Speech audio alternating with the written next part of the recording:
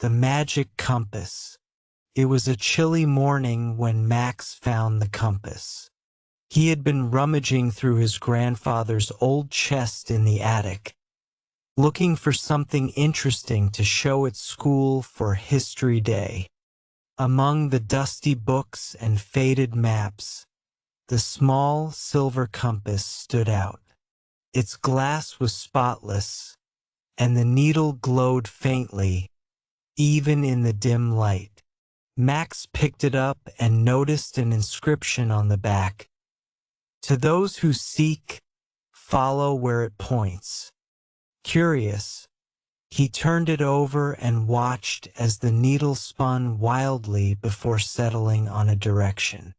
But something was strange. It wasn't pointing north like a normal compass. It seemed to have a mind of its own. That evening, as Max held the compass in his hands, it began to glow brighter. Before he knew it, the world around him blurred, and he found himself standing in the middle of a dense, unfamiliar forest. The trees were taller than any he had ever seen, their trunks twisted and shimmering as though made of silver. Max's heart raced.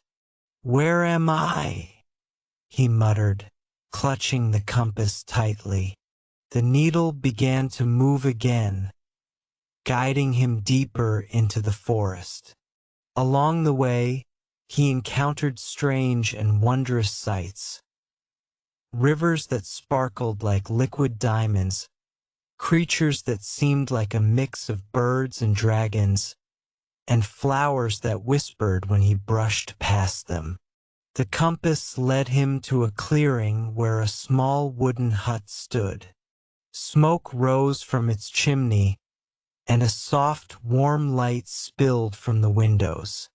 Hesitant but driven by curiosity, Max knocked on the door. An old woman with kind eyes and a cloak covered in star-like patterns opened it. "Ah, you've brought it back," she said, smiling. "Brought what back?" Max asked, puzzled. "The compass," she replied. "It chooses its bearer, but it always finds its way home. You must be someone special if it led you here." She invited Max inside and told him the story of the compass.